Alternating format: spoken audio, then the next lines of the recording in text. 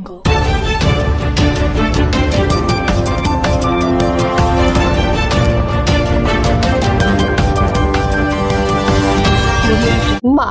এই একটি শব্দের মধ্যে লুকিয়ে আছে স্নেহ, ত্যাগ আর এক অদ্ভুত নিরাপত্তা। আর বলিউডে এমন কিছু তারকা আছেন যাদের জীবনে প্রতিটি সিদ্ধান্তে, প্রতিটি বাক্যে, প্রতিটি আবেগে স্পষ্ট হয়ে ওঠে তাদের পৃথিবীটাও ঘুরে মায়ের চারপাশে। কেউ মায়ের ছায়া খুঁজেছেন প্রেমিকায়, কেউ আবার মায়ের মন রাখতে ভেঙেছেন সম্পর্ক।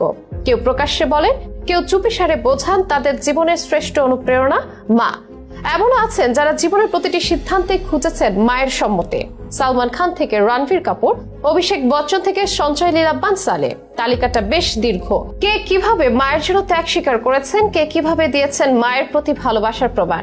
মা ভক্ত বলিউড তারকাদের নিয়েই সেসব গল্প নিয়ে আজকের এই আয়োজন। বলিউড মানে রঙিন গল্প, মায়ার জগৎ আর ক্যামেরার ঝলকানি। কিন্তু এই দুনিয়ায় কিছু সম্পর্ক সময়ের স্রোতেও অমলিন, যেমন মা এবং সন্তানের বন্ধন। সালমান খান, রণবীর কাপুর, করণ জোহর, অভিষেক বচ্চন কিংবা সঞ্জয় লীলা বানসালি, তারা শুধু সিনেমার পর্দায় নন, বাস্তব জীবনেও এক একজন মায়ের জন্য নিবেদিত প্রাণ সন্তান। তালিকায় নাম আছে আরো অনেকে, তবে মা ভক্ত হিসেবে সবচেয়ে চর্চিত সালমান খান। বয়স 60 ছুঁই অথচ এখনো অবিবাহিত। দীর্ঘ ক্যারিয়ারে বহু প্রেমের গুঞ্জন থাকলেও স্থায়ী সম্পর্ক হয়নি। কেন? সালমানের বাবাই একবার বলেছিলেন এর পেছনে দায়ী সালমানের মায়ের সেনসিটিভ বোন। সালমান যে নারীর সঙ্গে সম্পর্ক গড়েন, মায়ের ছায়া খুঁজতে থাকেন তার মধ্যে, আর সেই খোঁজে মেলে না কাঙ্ক্ষিত স্নেহ, ভালোবাসা কিংবা গ্রহণযোগ্যতা। আর এখানে শুরু হয় দূরত্ব। তাই আজও সালমানের জীবনে একমাত্র নারী যার ভালোবাসা নিঃশর্ত, তিনি মা সালমা খান। বলতে হবে রণবীর কাপুরের কথা।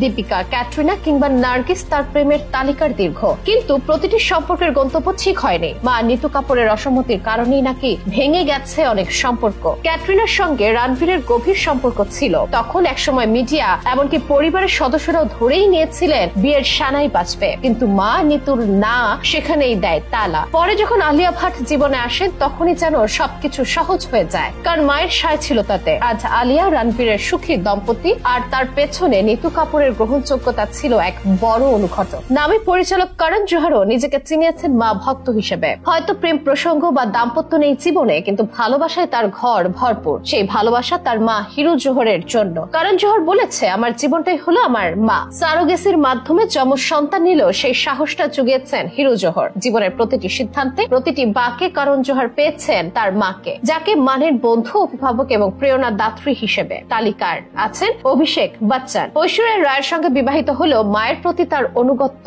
অনন্য। শোনা যায় বচ্চন পরিবারে একসময় যখন টানাপোড়েন তৈরি হয়, তখন অভিষেক মায়ের পক্ষেই ছিলেন দৃঢ়ভাবে। তার বোন শ্বেতার কথায় অভিষেক সবসময় ছিল মায়ের নয়নের মণি। মা জয়া বচ্চনের স্নেহে, নিয়ন্ত্রণে আর আদরে বড় হয়ে উঠেছেন এই অভিনেতা।